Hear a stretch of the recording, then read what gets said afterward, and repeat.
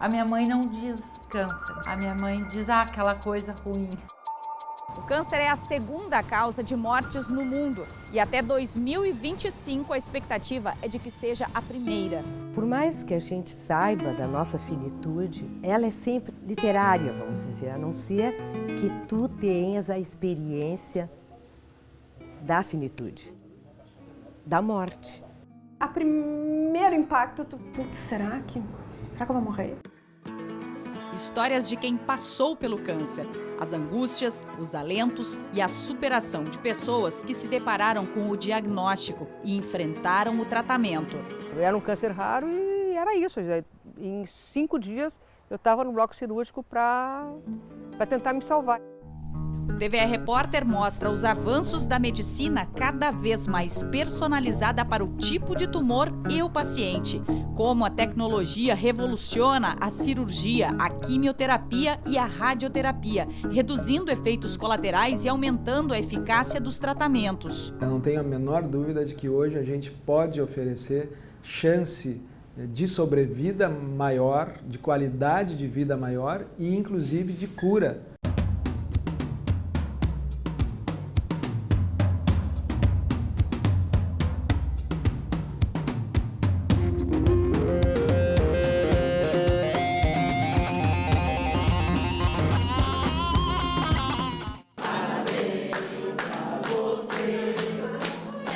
Comemorar cada ano de vida ganhou um novo significado para Ana Lúcia. E aí eu pensei, e aí, doutora, ela disse assim para mim, é câncer. E eu disse, eu não acredito. Comigo, a recém perdi um filho, tinha 2 anos, então não acredito. Meu marido perguntou tudo, como é que eu ia fazer o tratamento, quando que eu ia começar, a cirurgia, tudo meu marido perguntou, porque eu não falei mais. As células do corpo estão sempre se reproduzindo, elas nascem e morrem. O câncer acontece quando as células sofrem mutações, uma falha genética no DNA, e o sistema imunológico não consegue combatê-las. Como ela invade outros tecidos e ela faz com que o organismo lute a favor dela, não contra ela como deveria. A doença tem 3 características fundamentais. Uma é que as células proliferam muito rapidamente. A outra é que essas células invadem os tecidos em volta. Tá? E a terceira, e muito importante, é que essas células podem viajar pelo corpo, gerando o que a gente chama de metástases.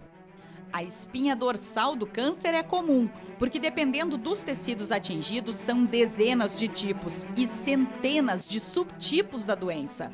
Câncer dói? Pode doer. O tumor em si raramente vai doer, ele não tem inervação.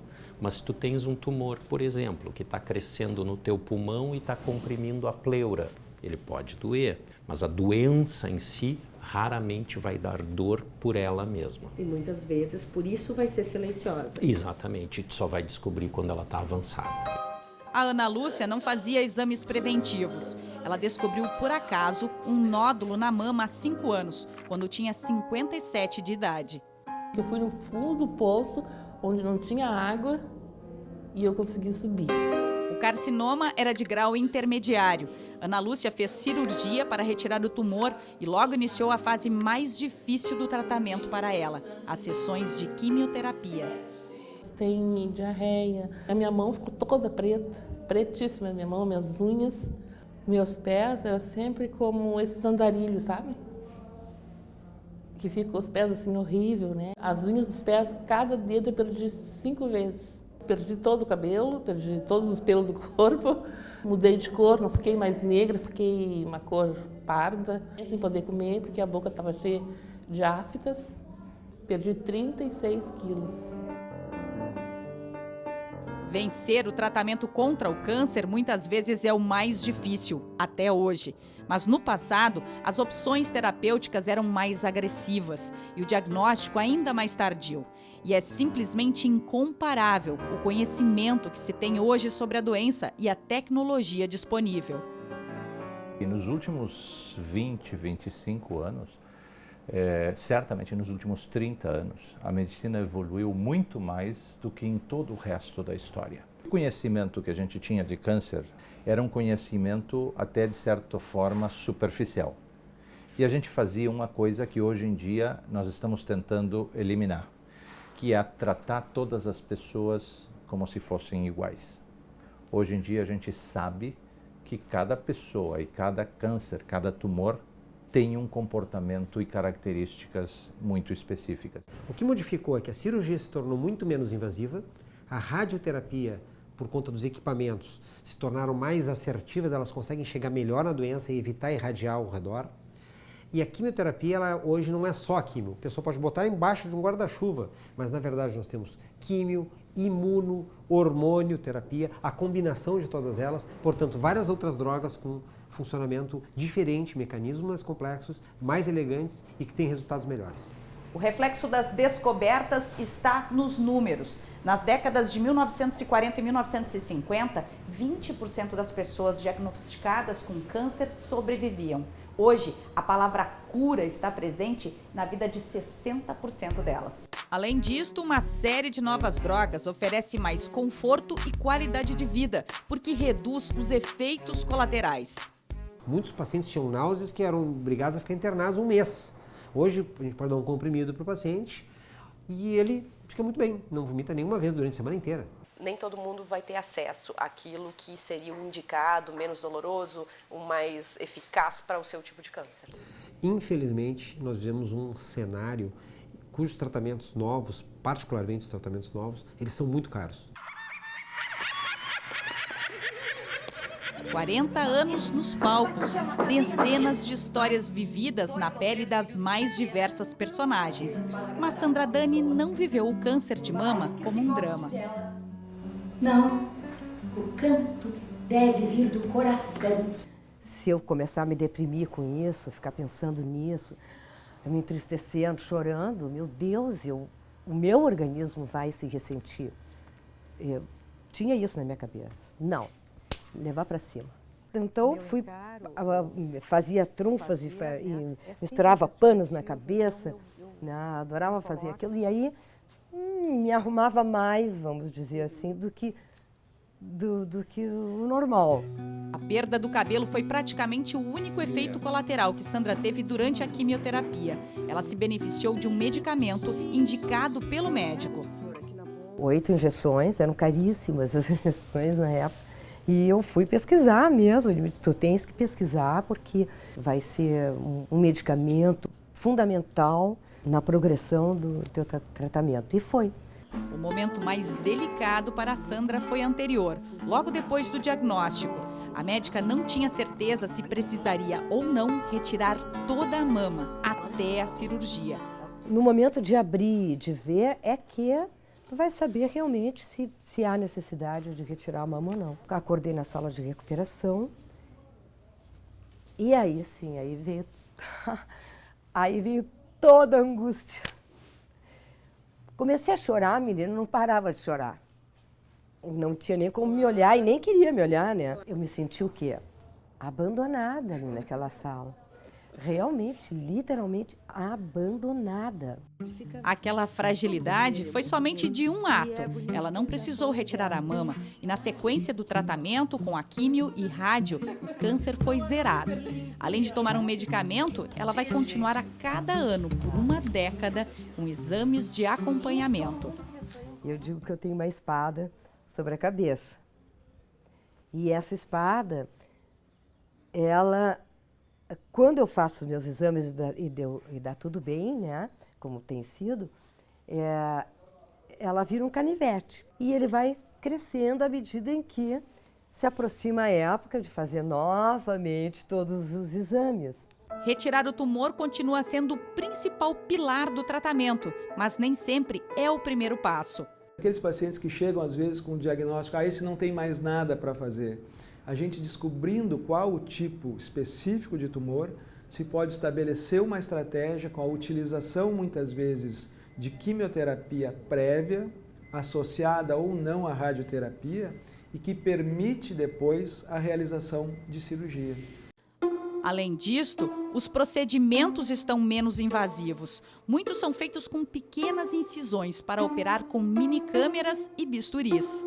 Novos exames de diagnóstico podem ser intraoperatórios, refinando os procedimentos. E as técnicas também trazem novidades. Com controle ou de ecografia ou de tomografia, a gente introduz uma agulha pela pele do paciente. Essa agulha é introduzida bem no centro do tumor e se destrói esse tumor por alta temperatura. Muitas vezes o paciente fica 24 horas no hospital.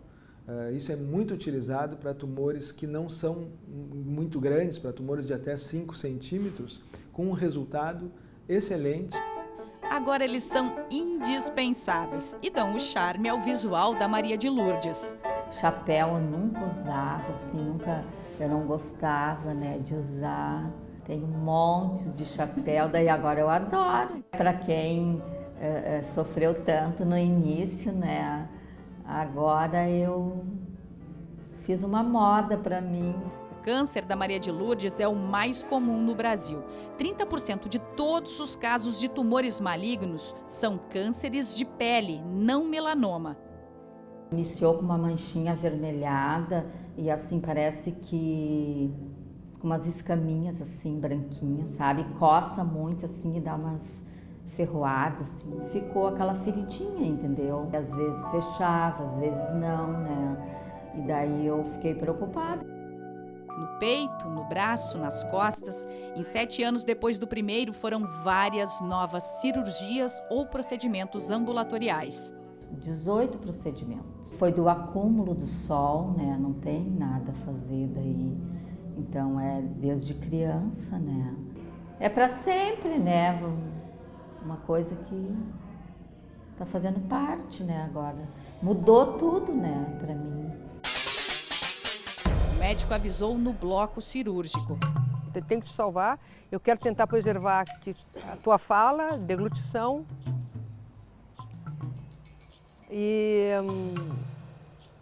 Então vamos, né?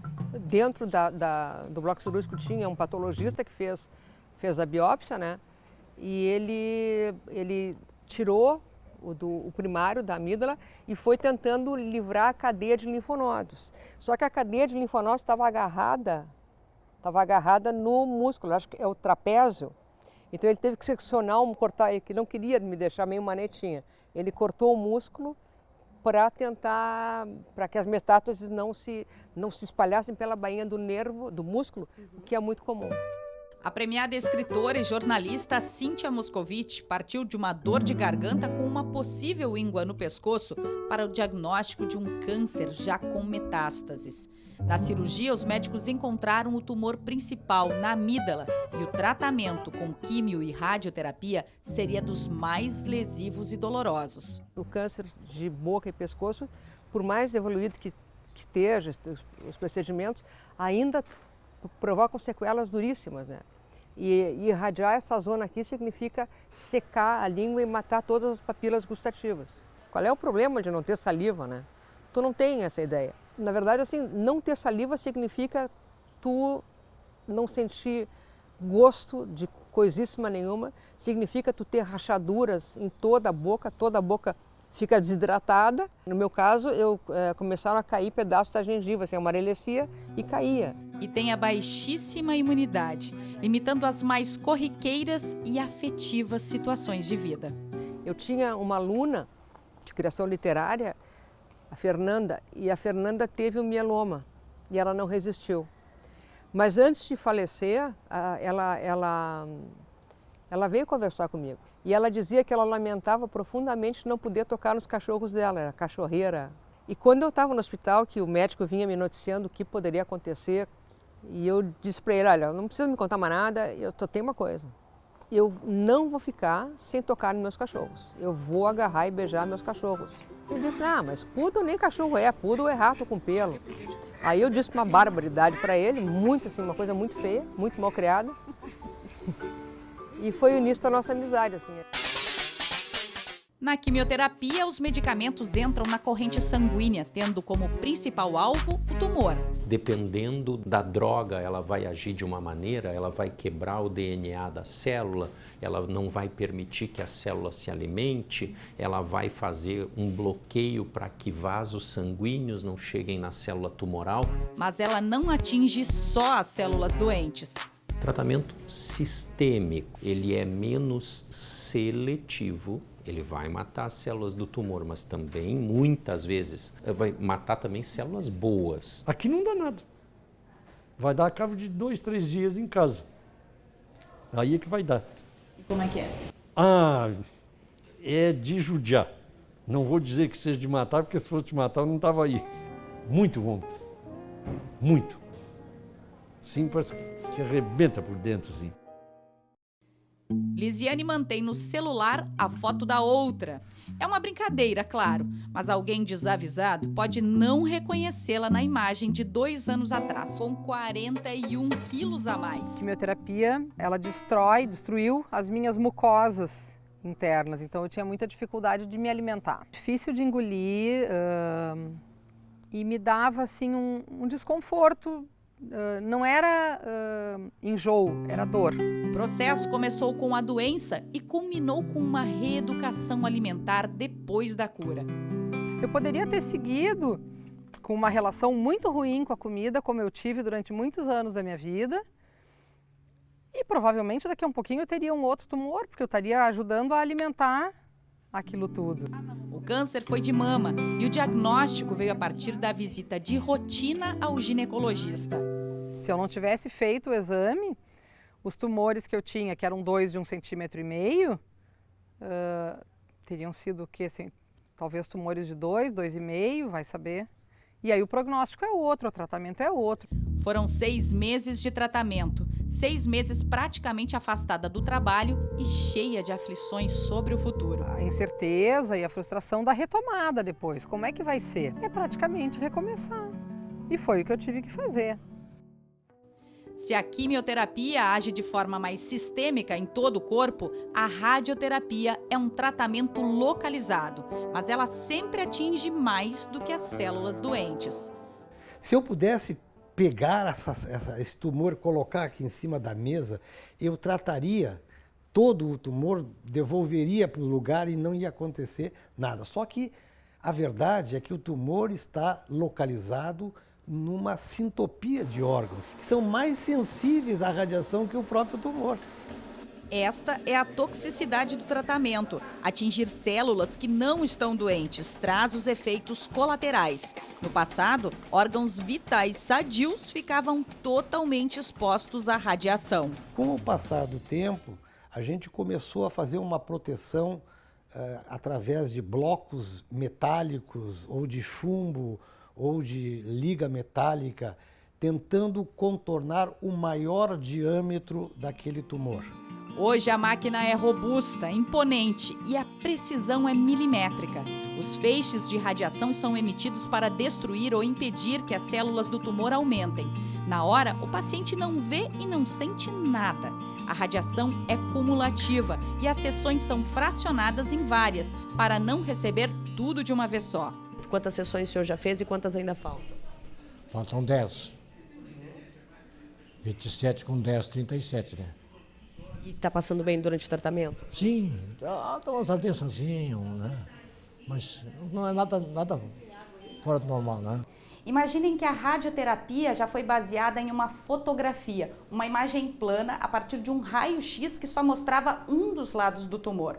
Hoje, com a tecnologia, a gente tem uma ideia tridimensional. Esse vermelhinho aqui, ó, é o tumor. A partir de uma tomografia computadorizada e outras técnicas, a radioterapia se tornou conformada e ela pensa todo o volume do tumor. Para atingi-lo em cheio, nesta sala físicos fazem cálculos. O histograma demonstra as doses máximas de radiação baseadas em protocolos internacionais, suportadas por cada célula, as do tumor e também aquelas saudáveis que estão na rota dos feixes. Surgiu aquilo que nós chamamos de IMRT, que é a radioterapia com modulação da intensidade do feixe.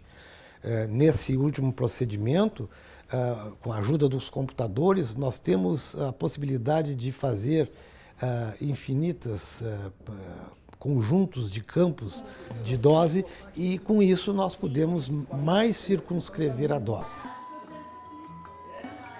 Uma aluna minha muito querida, ela dizia assim, quando tu estiver lá deitado, tu pensa que a radiação vai liberar um monte de homenzinhos com umas espadas azuis e essas espadas azuis vão entrar e vão lá e vão batalhar contra o teu câncer. Uma coisa absolutamente infantil, que ela me dizia, mas que me serviu, me serviu muito, porque tu fica aterrada naquela coisa.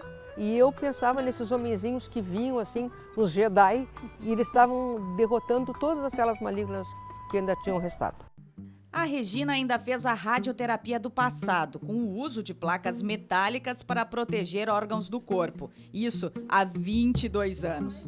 Foi ali que ela teve a redução dos linfomas de Hodgkin no mediastino e na clavícula superior, porque os resultados depois de 6 meses de quimioterapia eram modestos. Só teve 15% de redução do linfoma, aí eu senti que eu não dominava meu corpo. A filha de Regina, Júlia, tinha 6 anos quando ela fez o tratamento do câncer. A Júlia participou de todo o processo, ela foi super importante, ela era minha enfermeira na época. Ela teve poucos efeitos colaterais no tratamento, mas passou por um momento de decisão. O médico avisou que tanto a químio como a rádio, dependendo do tipo de medicamento ou da localização dos feixes, podem causar a esterilidade do paciente. Falou comigo, perguntou se eu queria congelar óvulos e eu disse que não. Que uma filha estava já maravilhoso, se eu ficasse estéril não tinha problema. Do câncer, ela ficou curada. Mas 3 anos depois do tratamento, a Regina teve que voltar ao médico por causa de outra surpresa. Voltei das férias grávida e o médico disse assim, Regina, pelo tratamento não, já faz 3 anos pós-tratamento, mas a gente sempre fica um pouco apreensivo, assim. O Pedro nasceu bem, está com 17 anos, já está na faculdade. Eu costumo dizer para o paciente que tem 2 perguntas importantes no início, quando a gente enfrenta o diagnóstico. O primeiro é saber exatamente quem é o bandido, qual é o nome do bandido, qual é o sobrenome do bandido. E o segundo é saber qual é o endereço, aonde é que ele está. Este é um dos exames que ajudou a cruzar uma das fronteiras no diagnóstico de alguns tipos de câncer. É o PET-CT. Ele combina a tomografia computadorizada a uma imagem funcional do organismo, que é induzida a partir de uma das propriedades destes tumores, que procuram a glicose para ter mais energia. O paciente vai receber uma injeção intravenosa na veia de uma medicação que é uma glicose marcada com material radioativo, que é o flúor. Ele fica então aguardando mais ou menos 1 hora até que essa medicação ela seja metabolizada pelo organismo, para depois fazer as imagens na sala de imagens. O exame gera a imagem anatômica da tomografia, a imagem funcional do caminho do material radioativo que fica concentrado onde estão o tumor e as metástases. A terceira é a fusão das duas, o que garante o endereço do bandido. Se eu vou fazer uma cirurgia grande, né, para um tumor de pulmão, antes de fazer a cirurgia, seria bom fazer um PET, certo? Porque o PET pode me dizer que essa doença não é somente localizada ali naquele lugar que eu estou enxergando. E se ela estiver disseminada em outros lugares, a cirurgia não é o melhor tratamento. O PET-CT também é usado para acompanhar os resultados da químio e da rádio. Uma equipe médica analisa o exame e compara com resultados anteriores, para indicar ao oncologista os avanços ou não para a continuidade do tratamento. O câncer para mim veio, hoje eu não tenho câncer, amanhã eu tenho câncer. Tipo, ele surgiu assim. Cheia de vida, de planos. E, de repente, a Fabiane descobriu um linfoma no mediastino, aos 27 anos. Todas as sensações boas e ruins passaram na minha cabeça em 2 horas, 2, 3 horas ali, que foi o primeiro impacto. Eu digo, não, mas... Não pode ser comigo? Não pode ser comigo, porque tem tanta gente ruim no mundo, porque eu, tô recém-formada, sabe? Eu quero fazer minhas coisas, quero mexer com meus cavalos, e não pode, tá errado. Pensou em morte nessa hora? A primeiro impacto, será que eu vou morrer? Mas depois disso eu digo, não, pera um pouquinho. Se eu não ganhar disso daí, quem é que vai ganhar? Ela não precisou cirurgia e, fora o cansaço, passou muito bem, obrigada, pelo tratamento. Nunca enjoei, nunca passei mal, nunca fiquei mal. Às vezes eu saí da quimioterapia dirigindo. Não parei de trabalhar. A gente não vai ver o que tá Nesta sala, tudo é sigiloso. Este é o núcleo de novos tratamentos em câncer da Santa Casa. Aqui ficam os registros de estudos clínicos de novas drogas, de laboratórios nacionais e internacionais. Nem paciente voluntário, nem médico sabem se estão usando o tratamento regular ou a nova medicação.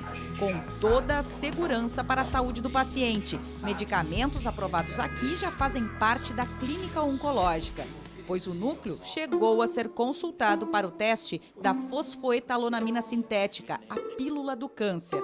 Embora aprovadas por lei, a produção e a distribuição estão suspensas até a decisão final do Supremo Tribunal Federal, a pedido da Associação Médica Brasileira. Existem inúmeras drogas aqui que são testadas e que no final se comprova, olha, realmente não vai ter um papel que a gente imaginava, né? Mas neste momento, tu usares uma substância que tu não sabe o efeito, que tu não tem certeza se ela é benigna ou se ela inclusive pode prejudicar o paciente, me parece uma temeridade e, mais do que isso, usar da boa fé de quem está doente, está sofrendo e merece ser bem tratado. Eu sou da época da cartilagem de tubarão que curava câncer. Eu sou da época do livro da babosa que já matou pacientes meus. Esse comércio é o que a gente tem que controlar. E esta pílula que está vindo não tem problema absolutamente nenhum. Vamos testar. Se ela funcionar, maravilhoso, né? Se ela funcionar para um tipo de câncer, maravilhoso. Mas é difícil, do ponto de vista conceitual, imaginar que exista um tratamento que não causa nenhum problema e que resolve todos os outros problemas de uma doença tão complexa. O câncer carrega a marca do envelhecimento da população, que acaba mais exposta a fatores comportamentais de risco, como o tabagismo, a má alimentação e o sedentarismo. Além disto, o diagnóstico tardio dificulta o tratamento. No ano passado, quase 190 mil brasileiros morreram de câncer. Só neste ano, a expectativa é de 596 mil novos casos diagnosticados. Depois de passar pelo câncer, tem coisas que tentam, mas não escapam mais. A minha vida e eu éramos um quebra-cabeça lá antes do câncer. Quando eu descobri o câncer, eu sou a pecinha que saiu do quebra-cabeça, a minha vida toda seguiu o curso dela. E quando ela teve que voltar, ela não se encaixava mais do mesmo jeito. E, na verdade, o quebra-cabeça, se tu for pensar, também não era, porque a família passa por tudo isso junto. Eu vi pacientes desistirem, assim, jogar a toalha. Tu passar dor cansa muito. Então, eu acho que uma atitude mais positiva ajuda muito, muitíssimo. O resquício, assim, é aquele medinho, será que um dia vai voltar? Ele tá lá, né? É, tá lá dentro, bem lá dentro, mas o meu não vai. Pelo menos o que depender de mim. Não vai voltar. Eu, ela, né? E passei por ela, graças a Deus. Eu lido com a morte agora de uma maneira mais íntima. Vem no teu tempo, não vem agora.